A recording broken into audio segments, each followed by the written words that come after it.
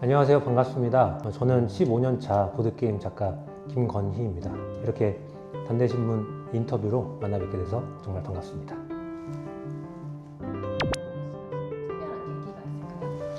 작가라는 길로 결심했다기보다 자연스럽게 그렇게 된 것 같은데요. 원래 보드게임은 좋아했는데 그래서 대학생 때 취미로 만들기 시작했는데 그게 직업이 될 수는 없었어요. 왜냐면 이게 수익이 안 되니까. 그래서 이제 취업을 하게 됐고요. 하고 싶은 일이라기보다는 이제 취업을 위해서 이제 취업을 하게 됐고 취미로 이제 계속 하고 있었는데 직장생활 하다 보면 뭔가 이제 머리에 딱 올 때가 있어요. 아, 이게 나의 길인가 이런 거 있잖아요. 내 인생인가 뭐 이런 거 그런 고민을 저도 하게 되고요. 그래서 하고 싶은 일을 해야 되겠다 해서 이제 보드게임으로 뭔가 이제 먹고 살 수 있는 일이 없을까 고민을 했는데 이 보드게임 작가가 이제 수익이 될 거라고 생각은 못 했고요.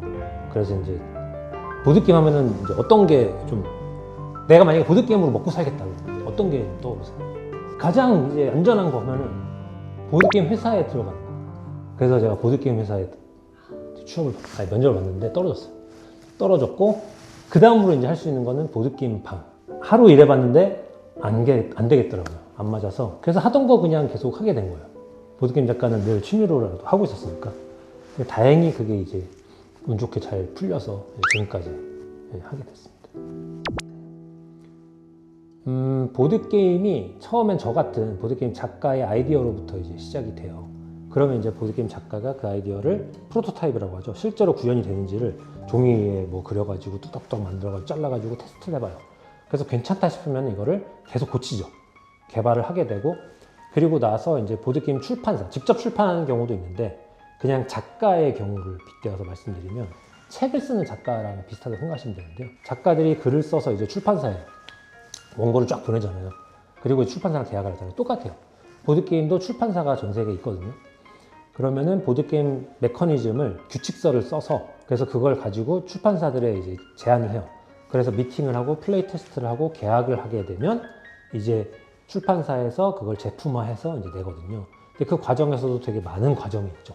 계속 개발 보완을 해야 되고 그림도 그려야 되고 그 안에 들어가는 다양한 구성물들 있잖아요. 그런 것들 제작도 해야 되고 마케팅도 해야 되고 유통도 해야 되고 그렇게 되면 최종적으로 소비자한테 이제 오게 되는 거죠. 네.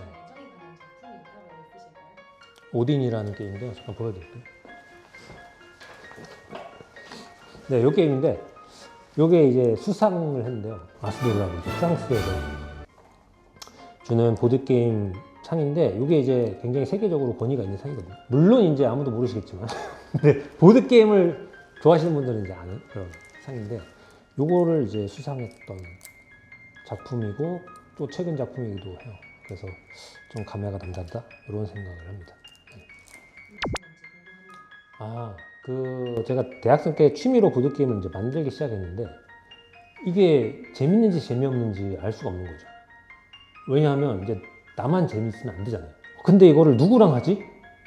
그러니까 이제 나 같은 사람이 있을까 싶어가지고 한국 보드게임 제작자 모임인가? 그렇게 해가지고 처음에 다음 카페 옛날에 만들었어요. 근데 신기하게 사람들이 이제 모이는 거죠. 저 같은 사람들이 있는 거예요. 그래서 정모를 해가지고 모여가지고 이제 각자 가지고 온 게임을 이제 테스트하는 그런 테스트 니즈 때문에 이제 모임을 만들게 됐었어요. 지금은 그때는 KBDA 코리아 보드게임 디자이너즈 어소시에이션 지금은 KTDA라는 공식 협회가 생겼거든요. KTDA에서 이제 작가분들이 모여서 이제 다양한 활동들을 합니다. 지금은 이제 테스트뿐만 아니라 이제 그 강의도 듣고 무슨 이제 부스를 내서 이제 행사도 하고 굉장히 커졌죠. 규모가. 세계적으로도 그렇고 우리나라로 봐도 그렇고 저는 굉장히 유망한 시장이라고 봅니다. 왜냐하면은 보드게임은 한 번 시작하면 계속 해요.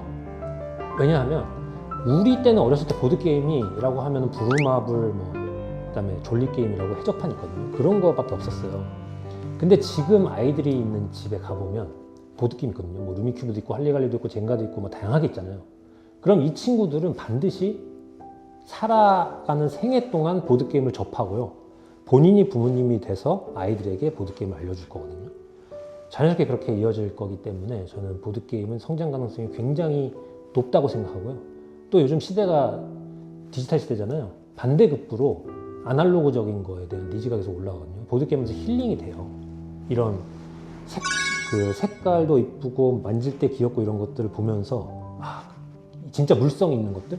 네, 그런 것들을 보면서 그걸로 이제 사람들과 함께 게임을 하면서 그런 것들이 점점 더 많아질 거라고 생각합니다. 우왕좌왕했던 시절이었던 것 같아요. 그러니까 군대 제대하고 제가 전공이 디자인 전공이었거든요. 원래는 꿈이 만화가였거든요. 근데 만화가 재미없는 거예요. 대학생 때 그걸 느끼고 안 되겠다. 내가 다른 걸로 먹고 살아야 되겠다 해가지고 일단 뭐 돈 되는 건 다 해보자 마음을 먹고 제대를 하고 이제 학교 생활을 기준으로 하고 뭐 이것저것 수만 가지를 해봤어요. 해봤는데 결국에는 이제 먹고 살기 위해서 취업을 하게 된 건데요. 그 당시에 저에게 돌아가서 조언을 해준다면 이런 건 이 얘기를 꼭 해주고 싶어요. 글을 써라. 글 쓰는 습관을 들여라. 나중에 그럼 큰 도움이 될 거다. 그 얘기는 해주고 싶어요. 방황하는 거는 뭐 잘하고 있다 라고 얘기해주고 싶고 계속 여기까지 여기 오면서 이제 계속 생각을 해봤는데 그래도 이거는 좀 도움이 되겠다. 뭐냐 하면 만날 때 불편한 사람들을 많이 만나라. 그건 도움이 되는 것 같아요. 왜 그러냐면은 불편한 사람 만나는 게 힘들거든요. 아마 저도 불편하실 거예요. 불편한 사람들을 근데 많이 만나보는 게 좋을 것 같아요. 나랑 생각이 다른 사람들. 그러면은 도움이 더 많이 돼요. 요즘에는 특히 또 불편한 사람하고는 안 만나는 추세잖아요. 그런데 이제 돌이켜 생각해보면 저한테 가장 큰 도움이 됐던 분들은 만날 때 편하지 않은 분들이었던 것 같아요. 어려운 분들. 그리고 뭔가 나한테 자극이 되는 사람. 나랑 되게 생각이 다른 사람. 그러면은 도대체 쟤는 왜 이렇게 생각을 하지? 그런데 이 사람을 점점 이제 만나고 알아가면 그래서 그렇게 생각하는구나라고 하고 제 생각이 좀 넓어지는 것 같고요. 거기서 배우는 것도 있고 나는 이렇게 해야 되겠다라고 생각이 드는 것도 같고 그리고 결국에는 많은 사람을 만나는 게 제일 큰 도움이 되는 것 같아요. 배움에 있어서. 그래서 교수님이든 누구든 만날 수 있는 사람 최대한 불편한 사람들 만나보시면 좀 도움이 되지 않을까 생각이 듭니다. 고생이 많으십니다. 대학생활 힘들죠. 방황하실 시기에는 방황하시는 게 맞는 것 같습니다. 저도 이제 딸이 고등학생인데 고민이 많아요. 딸이 말이 많거든요. 늘 고민을 얘기하고 고민도 되게 많고 너무 힘들 것 같아요. 근데 해줄 수 있는 말은 사랑한다는 말밖에 해줄 말이 없거든요.